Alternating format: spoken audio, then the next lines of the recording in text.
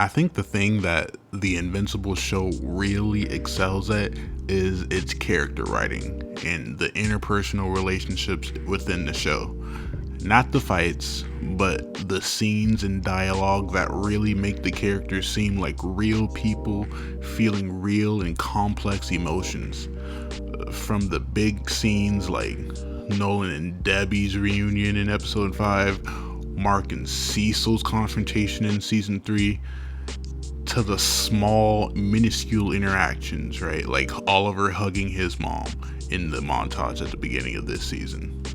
I don't know, it all feels so genuine.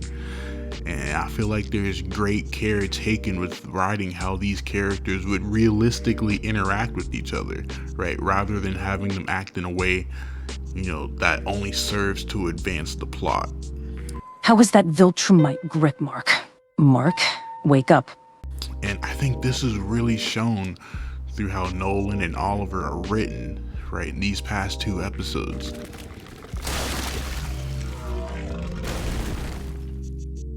Ain't the first time I was inside a bug's guts, am I right? Really, nigga? In episodes 5 and 6 of season 4, it would have been real easy for the writers to just have Oliver just offer it fully on board with his dad and have them cordial from the beginning. It would have been easy for them to not have this emotional conflict between the two, right? It would be consistent with Oliver, right? With him having been Omni-Man's #1 glazer, #1 fan throughout season 3. But they chose to give Oliver a realistic reaction, a realistic grievances. And they chose to have Nolan illustrate his emotional unintelligence by lying to Debbie to get her back, right? And thus having Oliver overhear it. They chose to have him feel guilt for what he did to Mark and to have him be apprehensive about being in Oliver's life, thus not seeing him, right? Even though we know as the audience that that's not a good decision, that that's not the right decision for him to do, right? That is consistent with the character arc that Nolan has been on. It's consistent with how he would probably think, right? He would probably feel that guilt very personally and truly think that it would be better if he's not in Oliver's life. But Oliver deserves a dad, right? We know that. But the writing is really consistent. They chose to have Oliver stand up for himself and have a bone to pick with his dad. And they chose to give these two the best father-son bonding adventure in this episode. Just like always, when it comes to bugs, I really beat it up. No, I want this one for myself. This is my queen. You can't have her. I'm horny. Move. Me too, Dad. Please look at her. She's so cute. Everything in this, alien planet arc felt so real between these two.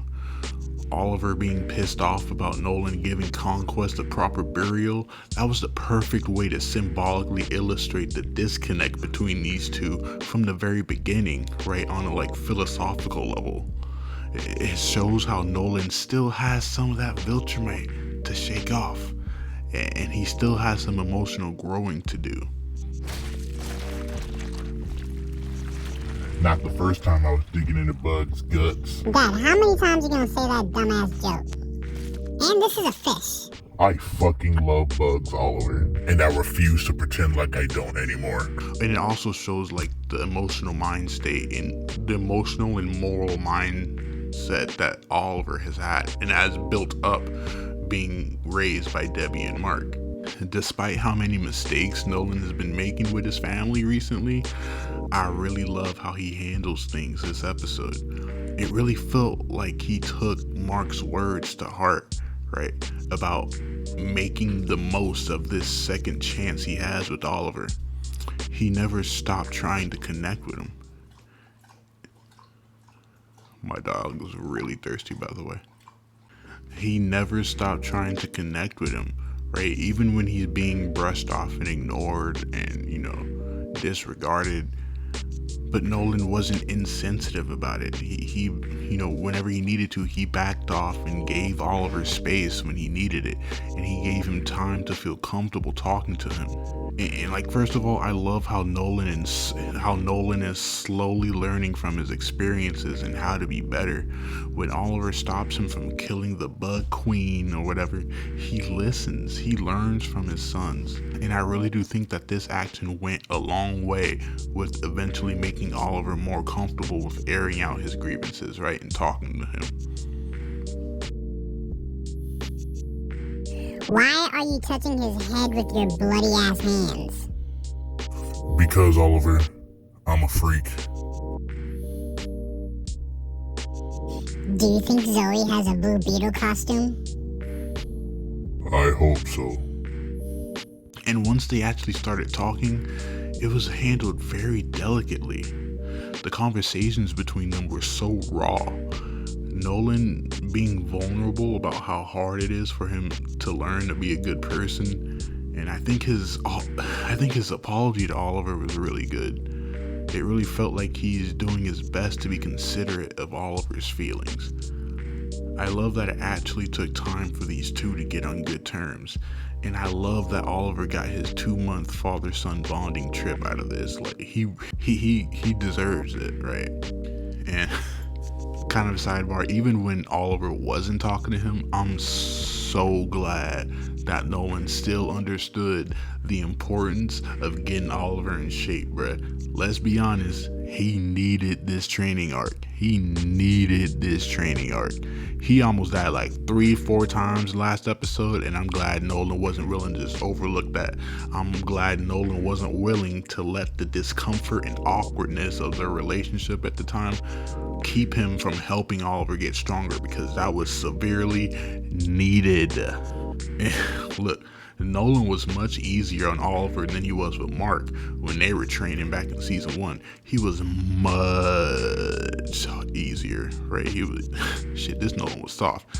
But I think this just shows that Nolan is, like I said, he's learning. He's truly learning from his past experiences and becoming a better person. I don't know, man. Anyway, this is just a quick video to really reinforce how much I am loving how this show handles its characters. Let me know what y'all think in the comments. Take care. I'm out.